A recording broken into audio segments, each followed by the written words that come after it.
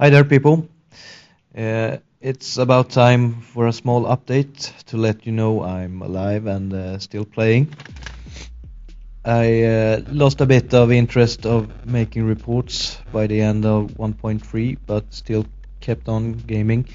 Actually, I played a rather big tournament in 1.3 with the Orcs, which I haven't made any video about. But the result was not much to mention. So, what happens nowadays?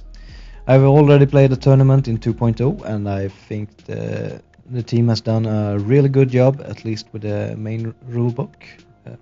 Can't say for all the armies yet, so I leave that to others. Since I screwed up my battle report plans by bringing the wrong charger, I will give you a small recap instead. Since I wanted the transition to go as smooth as possible between the editions, I tweaked my Lost Dreadwolf list to 2.0. It looked like this.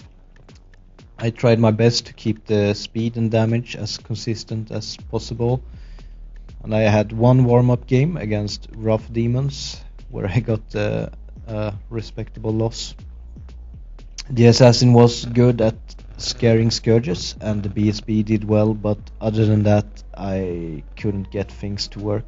A fast all-out combat list feels like a hard matchup, as the rough list proved to be.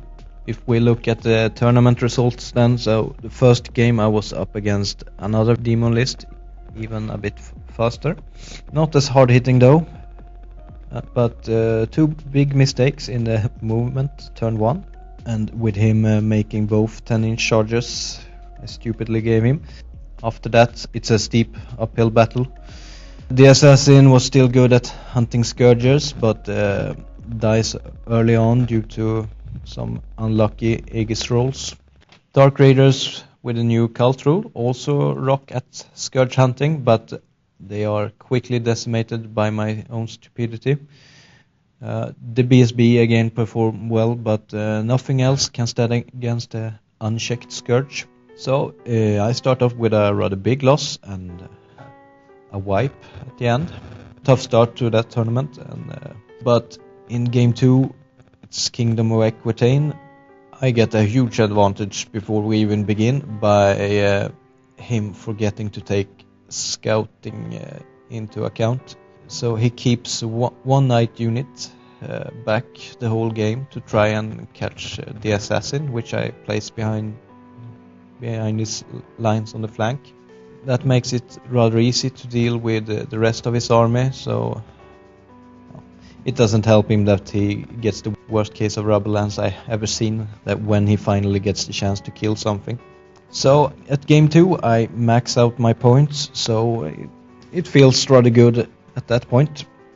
Next is Sylvan Elves, and I finally get to try the list against a kind of list I had in mind when I built it in the first place. At turn 2 I pretty much have the chance to seal the deal by making 1 out of 3 chargers with double swift stride from the altar and hill reroll on 2 of the units. I needed 2 10s and 1 11, but I didn't get anything. I don't know the odds, but it felt like plausible to make at least one of them. Perhaps I should do the math to see.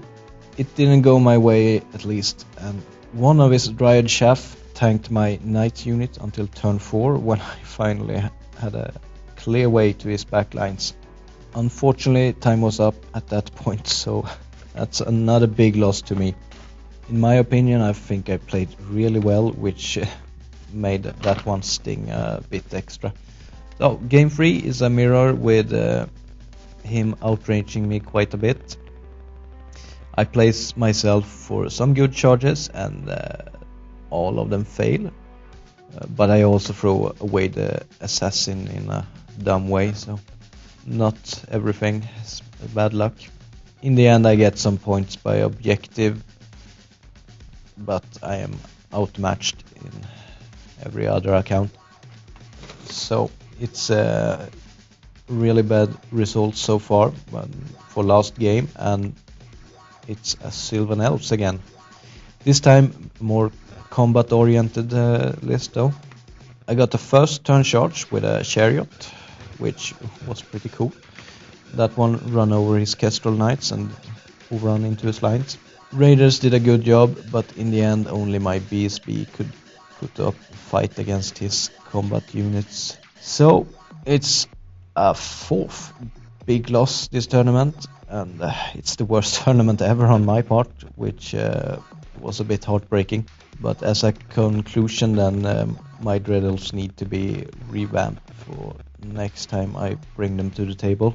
And, this is my latest thought on a list, which I'll be testing eventually. When it comes to performance, it's hard playing a knight unit, I think, because there's so many good counters to them, even if they are good by themselves. But well, and I don't think the prince in that unit was worth it either. So I'm not happy with that list, and it will be a while until my knights see the table again, I fear. At the moment I have several armies I want to play and a few opportunities to do so, so we'll see what happens. When it comes to YouTubing, it takes a lot of time, and some personal troubles have come to take even more of it, so don't expect much in the near future. But eventually I'll try to get back into reporting in a better way than this. But I got my first 2.0 game recorded at least, and played with my demons then against the new Warriors of the Dark Gods, which was interesting.